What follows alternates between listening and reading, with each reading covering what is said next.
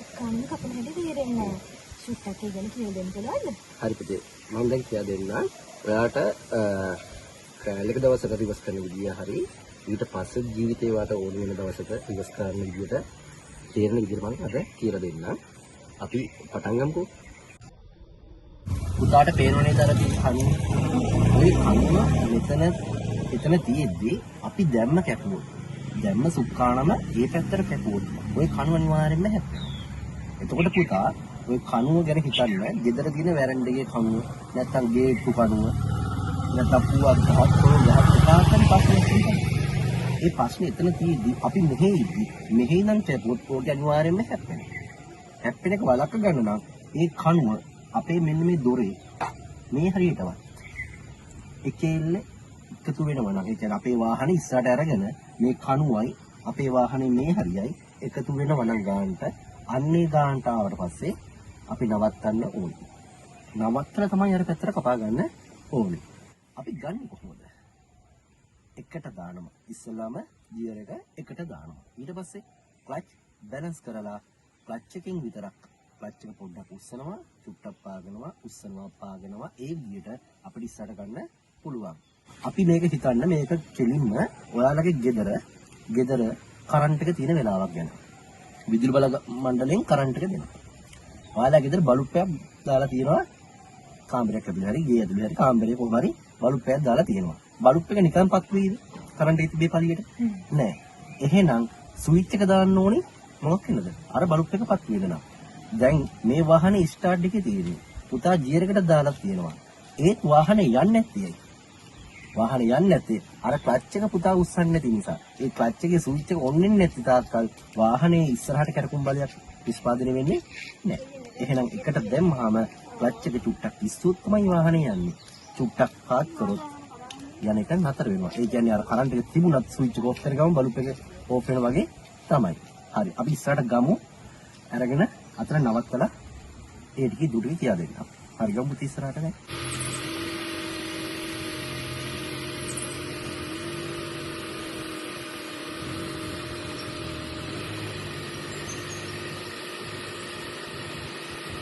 පුතා දැන් අපේ කාර් එක තිබුණේ මේ හරිය නේද? අපි ඉස්සරහට ගත්ත එකට දාලා කොහාටවත් සුක්කානම කපන්නේ නැතුව. එකට දාලා සුක්කානම කපන්න නැතුව අරගෙන මේ ගානට ඇවිල්ලා තමයි අපි වට දෙක වම් පැත්තට කපා ගත්තේ. මේක වම් පැත්තට මේ වට දෙක කපා ගත්තට හැරිලා තියෙන්නේ මේ ප්‍රමාණය විතරයි. මේක සම්පූර්ණයෙන්ම හැරවීමක් කියම නෑ මෙතන හැරෙන්නේ. හරි. හැබැයි මේ හරවන එක ඔයා ඉස්සරහට ගන්න නැතුව කැපුවොත් දැන් මේ හරියට කපනවා. දැන් කපලා ඉස්සරහට ගියොත් එහෙම මොකක් වෙයිද?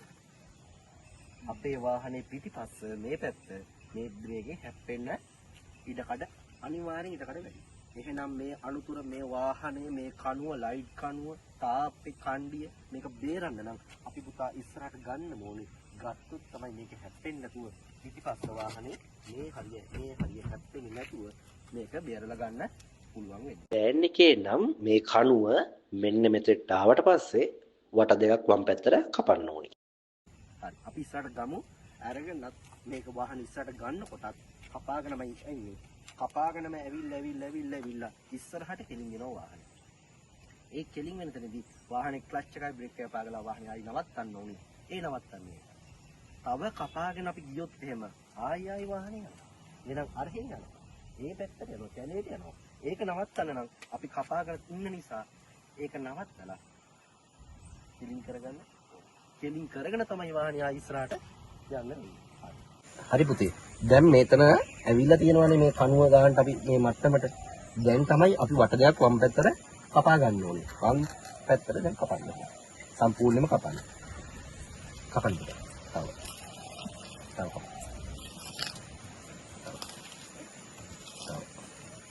අත් දෙක මෙහෙම පටලව ගන්නේ නැතුව අන්න එහෙම නියමයි.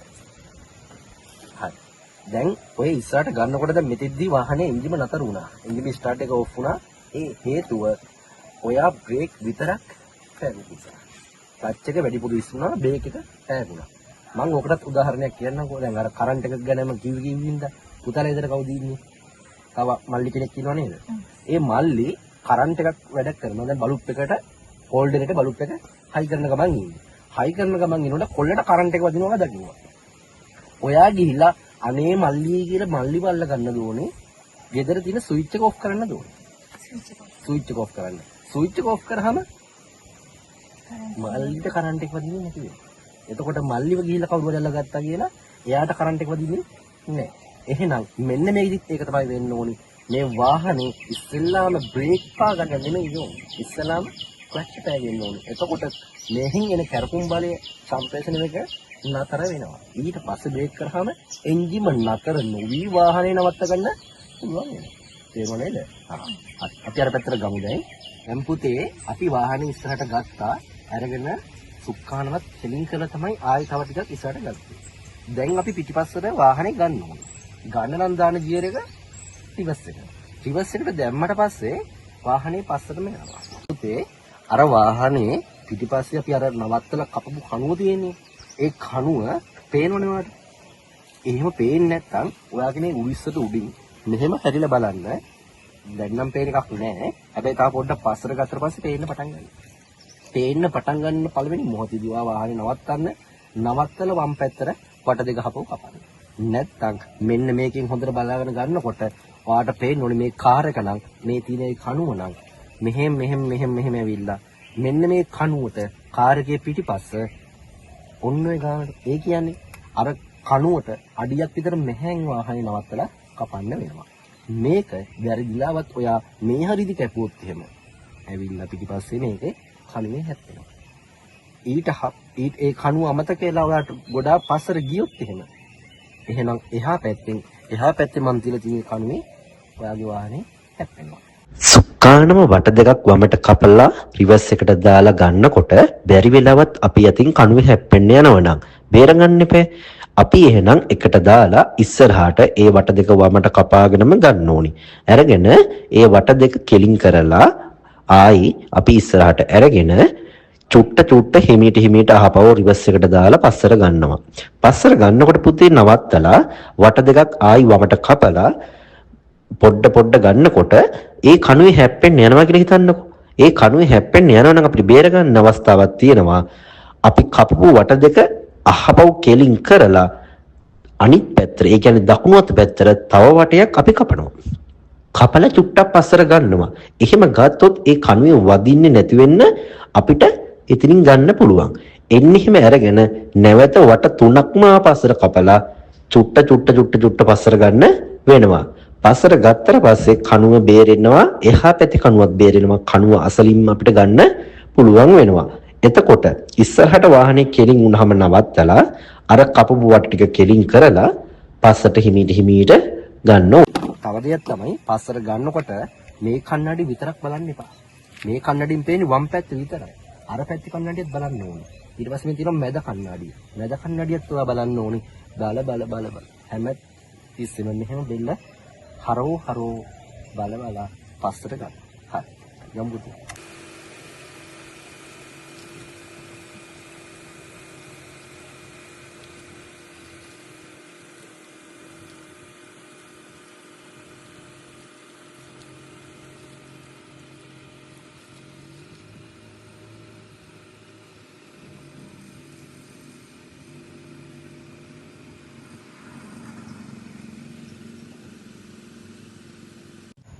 දැන් පුතා මෙහාට දැන් ඇවිල්ලා අපි අතර නවත්තලා සුක්කානම කෙලින් කරා.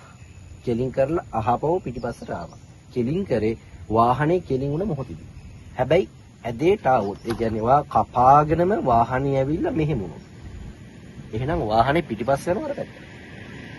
වා කපාගෙන එන ගමන් කෙලින් කරොත්. කපාගෙන එන ගමන් කෙලින් කරොත්. වාහනේ යනවා.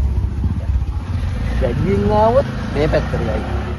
මනින් කෙලින් කරන්න ගියොත් එහෙනම් ගානට මෙහෙම ඇවිල්ලා නවත්තලා ඉවර වෙලා සුක්කානම ගානට කෙලින් කරා අපි පස්සට ගත්තා. දැන් පුතේ මේ ගන්න විදිය වාට තේරෙන්නේ නැති. හැබැයි ට්‍රයල් එක දවසට මෙහෙම බලන සර්ලත් ඉන්නවා තව විදියක් තියෙනවා. තව විදියක් තියෙනවා කියන්නේ අපි දැන් නවත්තලා කැප්පුවා. නවත්තලා කෙලින් කළා. හැබැයි ඒ වෙලාවට කරන්නේ මේ යන ගමන් සුක්කානම කපනවා. යන ගමන් ඒ රිවර්ස් එකට එන්න ගමන් අහපවුවක කප මේ කන්නඩි බල ක්ලච් එක බැලන්ස් මට්ටමින් තියාගෙන අපිට ගන්න වෙනවා. ඒක අපි හෙට ගියා දෙන්න. අද පුතාට මේක තේරෙන්නේ නැතිනේ. දැන් අපි වාහනේ බහින්න ඕනේ. බහින්න නම් ඉස්සෙල්ලාම අපි මොකද කරන්න ඕනේ? මේ හෑම් බ්‍රේක් එක අදින්න ඕනේ. මේ හෑම් බ්‍රේක් එක අදින්නේ මේ බටන් එකේ මිරිකලා. උට්ට අදින්න පුතා. හරි. දැන් අතාරින්න පුළුවන් පුතාගේ දකුණු කකුල ඒ කියන්නේ බ්‍රේක් පැඩල්. දැන් ක්ලච් එක අතාරින්නත් එපා. ක්ලච් එක අතාරින්නම් මෙන්න මේක නියුට්‍රල් කරන්න ඕනේ. එහෙනම් නියුට්‍රල් කරන්න. දැන් ක්ලච් එක අතාරින්න. හොඳයි. පුතාට තේරුණා නේද? අනේ ඔස ගොඩක් හොඳට තේරුණා. බොහොම ස්තුතියි. හරි.